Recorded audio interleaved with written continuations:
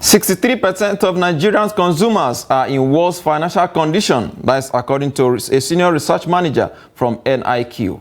Welcome to Business Daily. I am Yusuf Akogu. Let's take the business top stories.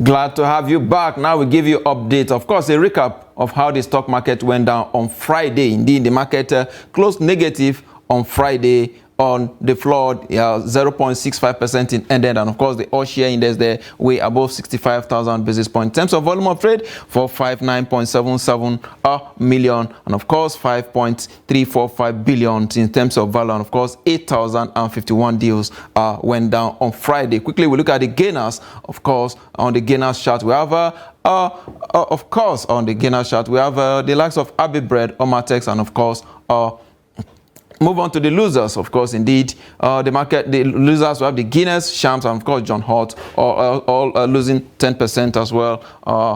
As Shams also losing as well as 10% as well. While John Holt closed negative as well, 9.84% to close at £2.20. We look at the top traded equities for the day of UBA, United Bank for Africa, 57.6 million volume of shares it traded, and of course Japo Gold and Ventures also 48.1 million 48.1 million volume of shares, and of course Access Bank doing 44.2 million volume of shares. Then we look at the performance in terms of sector, of course, or mostly in negative territory. The banking sector down 1.26%. Of course, the consumer goods is also down there 1.27%, and of course the insurance sector, the biggest loser for the day, 1.83%. The only sector in green, not so much in terms of gain, is oil and gas sector. Of course, the rest of Africa, BSE in Botswana closed strong, 0.06%, and of course in Nairobi, Kenya, the market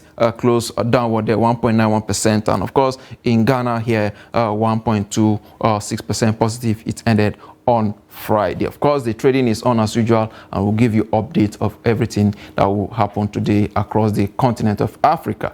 Quickly, we take a break. When we return, we'll go into our discussion. Don't go away.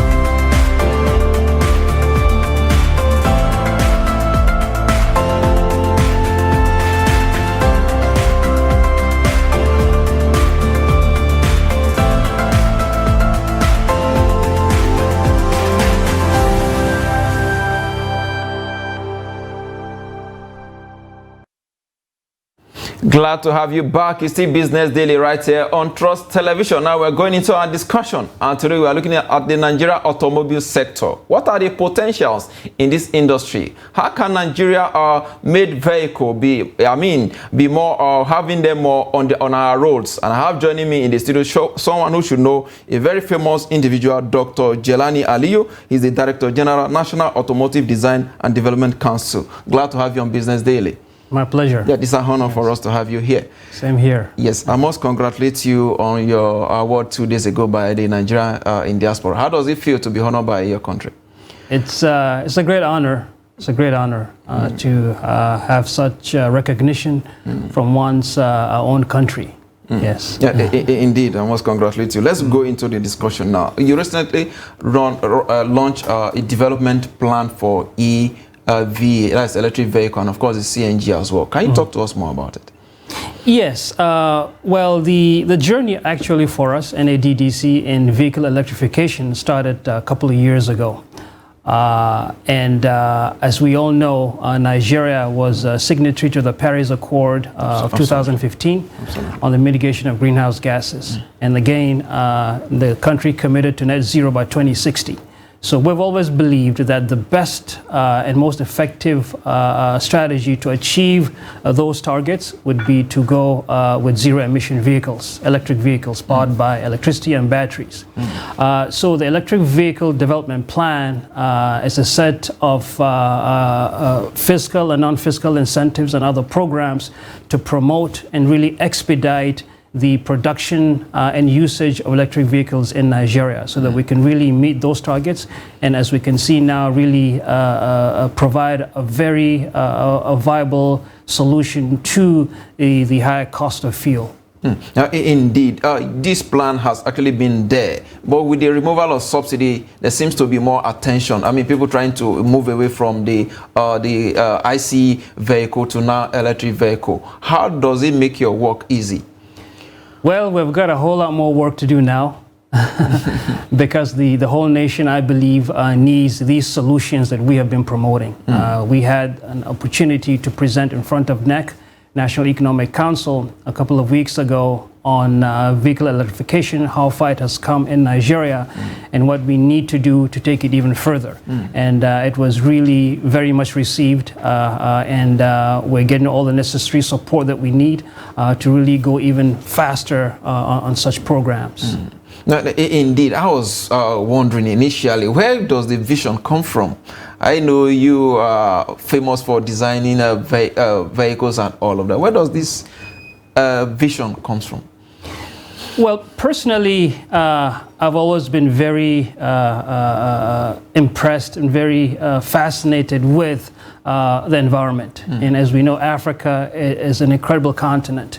You go to East Africa, the Serengeti, the Ngorongoro, magnificent habitats where for millions of years both flora and fauna have existed in perfectly choreographed dance of life.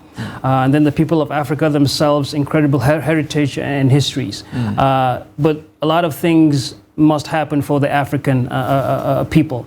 And the only way to do that is through massive industrialization. But you can't afford to power that industrialization using fossil fuel. So there must be a balance. Uplift the lives of people, do it in a sustainable manner, and electric vehicles and other renewable powered solutions come into play. You talked about the Paris Agreement of 2015. Nigeria is a signatory to it. To what extent, in terms of investment, has Nigeria bringing in to ensure that this EV rather, and of course the CNG vehicle comes into reality? Well, I'll touch more on my sector, the automotive sector, although, you know, even generally there has been a lot of momentum in renewable energy, solar energy and other sources, both by government and other private entities. And then we, NADDC, with our focus on the production of vehicles, we have been promoting that. And that is why, as you know, we have at least 2 companies, Automotive, that are producing electric vehicles, Hyundai Nigeria and Jet Motors. And then also on the motorcycle side, you also have a Max-E and other companies that are producing electric mobility. So the journey has started, and we will continue to push that. Also, on the infrastructure side, we have developed 100% solar-powered electric vehicle charging stations to prove, not just to prove that the concept works, but to see how it can be scaled up. And we position at least the first 3 at universities to engage young Nigerians and have them even come up with better solutions. You know, that is interesting. I understand you also have like 3 charging stations one in Sokoto, Nsukka, and of course in Lagos, yes. As the case may be. Then what are the challenges? Nigeria is a country where we still have an epilepsy power supply. What's the relation? Many Nigerians want to know, are we really at that point where we can actually manage electric vehicles? I believe we are, for a number of reasons. Number one, like I mentioned, there are a lot of efforts by government, and even more now, to be able to provide renewable energy across the country. So that will provide a source for powering these electric vehicles. And then we, on our own, like I had mentioned, had really done quite a bit of research and strategized and developed solar-powered electric vehicle charging stations, meaning that even in the middle of nowhere, or even in the middle of a city with no grid connection, you can power electric vehicles. So this is where we are. And I believe that the electric challenges will be a thing of the past, because there is renewed commitment and hope across the board to really bring out these types of solutions that are beneficial for the citizens. Indeed. Let's look at the cost now of owning an electric vehicle. It's capital intensive. It's not for ordinary Nigerians. Talk to us about the cost. Yes, well, with any product, that is the initial cost, the money that you lay out when you pick that thing up from the dealer or the supplier. And then there's the total cost of ownership. That is, you add up all the money you'd spend during the lifetime of that product. So when you compare it side by side, yes, for example, let's say a 14-seater electric bus, like the one that Jet Motors produces. The EV vehicle will be more expensive than the petrol-powered vehicle, but let's say you take a period of about maybe 7 years of using that vehicle as a commercial transport vehicle, and each day you run about 400 kilometers. By the end of those 7 years, you would save, by not using petrol, you would save over 100 million naira on that one vehicle. So the total cost of ownership on EVs is a whole lot less. Yes, you pay more when you buy that vehicle, and then there's no headache of taking it to the mechanics to fix this, to fix that, because all those things that can go wrong in a typical petrol-powered vehicle don't exist in an EV. No crankshafts, no plugs, no oil change. So it's a much more cost-effective user experience. Indeed. What about the cost of charging? If you're charging your vehicle, how much does it cost to charge an electric vehicle? Yes, so it'll cost a whole lot less, because electricity per unit, in terms of, let's say, those 400 kilometers I had mentioned, the amount of money you'd pay for fuel to travel those 400 kilometers for those 7 years, and then you compare that to the cost of electricity for the same distance, that's where you'll be saving that over 100 million naira in the course of 7 years. So it's a much more cost-effective solution. Now, apart from going to the charging stations, the one that your agency established to charge, can an individual have a charging station in his house? That's the beauty of these electric vehicles. You know, there are 2 things in one package. They are really highly advanced, and it's very simple to own and use. The Hyundai Kona, that is also assembled in Nigeria, a vehicle like that, even the Jet Mover, can be charged at home. All you need is a 13 amp 230 240 volt outlet, and you can charge those vehicles. Yes, it takes a little bit longer than going to a dedicated charging station, but that level of charging can be achieved at home. So it really makes it very user friendly to own any one of these vehicles. Interesting there. Let's look at the manufacturing. Is it 100% local manufactured? That's a very interesting question. And an example and analogy I always love to give is, let's say the proverbial American car, the Chevrolet, right? Made in America, Chevrolet. But even Chevrolets have parts and components coming from all over the world, South Korea, China, Brazil, and other places. So no longer does any one company anywhere in the world, no matter how advanced that country is, produce all that it needs to make a vehicle. They get supplies, They get component supplies from around the world. And that is the type of ecosystem that our manufacturers are plugging into to be part of the global component value chain. No, that's interesting. What about in terms of partnership? We have some vehicle manufacturers in Nigeria, like the Innocence, for example.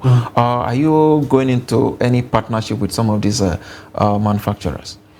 I think it goes. You are in partnership. It goes beyond partnership with these companies. Innoson, Jetmover, Hyundai Nigeria, Meccano. I have Nord, Larry Shitu. It goes beyond partnership. We work very closely together. We support them 100%. And I believe that is why the sector has really achieved what it has. As you know, in Nigeria, these companies have a combined production capacity of over 400,000 vehicles per year.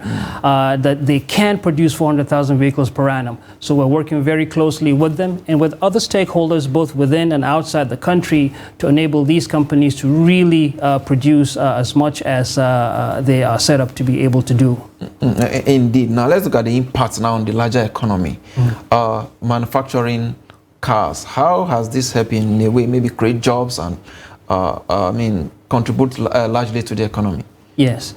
In many places, you know, the US, Germany, South Africa, the automotive sector, India, and now China very much too. The automotive sector really contributes to job creation, to the transfer of technology, and also to coming up with solutions that sort of trickle down into other sectors. So we're working towards creating at least immediately 1 million jobs in the automotive sector based on the 2023 NAIDP. And these would be both direct and indirect. And that's just to start. Like I said, it's very connected, and there'll be additional jobs created within the economy. So the automotive sector really has that ability to really advance and expedite the development of Nigeria's economy. Now, indeed, but there's, the awareness is still very, very low. What are you doing in that regard? Yes, it is. And we're working hard on that. And forums such as this, these programs really help a lot. And we're also on our own doing programs to promote the usage of clean energy type vehicles. And one thing to really understand is advanced technology is not just for advanced countries. Nigeria can really benefit on super advanced technology to really reach down and touch the lives of each and every man, woman, and child in the country. And you know, cell phones, we all use cell phones. They are advanced technology. Before that, we had landlines, and very few people had landlines, only the very rich or offices. Now, everybody can afford a cell phone and communicate. We hope that that sort of transition, that sort of a technological revolution is what electric vehicles will bring to Nigeria. Indeed. Now, if you go to many Nigerian cities, many of our roads, most of the vehicles you see are imported vehicles, Toyota, Mercedes, Honda, and a whole lot of them. You see many of them. None of them are actually produced here. But with the coming of the electric vehicle, which will be manufacturing from here, or assembled here in Nigeria, would this in any way reduce our importation of vehicles? Yes, of foreign vehicles. That is a strategy, because the plan really calls for drastic reduction in the importation of vehicles. And we're not even with EVs, we're not encouraging the importation of used EVs. We're encouraging, if it does have to be imported, it needs to be new, and then a whole lot of incentives to produce those vehicles in the country. So as we move forward, as we transition, we hope there'll be less and less vehicles brought into the country, more produced locally, and then also create that capability to actually come up with those vehicles from within the country, which we have already started doing. We have the design of a vehicle that is going to be in tune with Nigeria, and we have the design locked, so we're now working towards the engineering development. We hope that such a vehicle, after we produce a fully functional prototype, could be taken by the private sector and then mass produced. What about the durability of these vehicles? Yes. That's another very interesting question. Electric vehicles are actually a whole lot more durable than petrol-powered vehicles. You know, when you have a car, today this component goes wrong, you take it to the mechanic, he replaces it or he fixes it. Tomorrow something else goes wrong because of the thousands of parts in a petrol engine. Well, with an electric motor, there are very, very few parts. So the less you have, the less will go wrong. So you could potentially drive those vehicles for hundreds of thousands of kilometers with virtually nothing going wrong. So again, back to the total cost of ownership, you spend very, very little, if at all, on maintaining or servicing that vehicle, and then you pay very little in powering it. And then these vehicles, you know, before they go on the road, they're tested in Arctic conditions, in deserts, in extreme weather conditions to ensure that, yes, they can take all that abuse. And these vehicles, especially the ones produced and assembled in Nigeria, have extra engineering into them to be able to cope with the extreme road, heat, dust, and other climatic conditions. Interesting. In terms of maintenance now, do you need special engineers for it, or what we call in Nigeria the mechanics that we have? Do you need special engineers for electric vehicles? Yes, you will, to a degree, because the system is different. The components of the EV, they're the same, the suspension, you know, the brakes, and some of the coolants. So the regular mechanic cannot manage it? No, not the whole vehicle, and that is why we're working towards, you know, training Nigerians to be able to fix electric vehicles. And we hope to use all or any one of the 21 automotive training centers that we have built across the country to do this, to take that technology right to the footsteps of our local communities. Yeah, that's interesting. As we let's look at CNG now. So we try to wrap up the program. Now, it's another option that Nigeria are considering. What is your agency doing with regard to this? A lot. The CNG journey for us also started a couple of years ago. And as we speak, we have at least 2 companies that are producing CNG-powered vehicles in Nigeria. We have Innocent Vehicle Manufacturing, and we have Omar. Both companies are out in Anambra, in Nnewi. As we speak, there are vehicles on the ground that are CNG powered. And these vehicles can immediately add value to lessening the challenges that people face in transportation. Indeed. Recently, with the removal of fuel subsidy, so many people were thinking of converting. In fact, some are already converting their vehicle to CNG.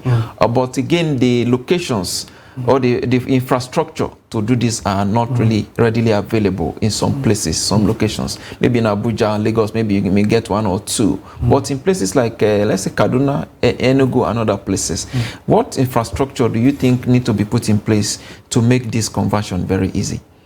Yes, well, now the vehicles are available, and we'll continue to work with close and the relative agencies and government entities to expand that ecosystem for CNG provision.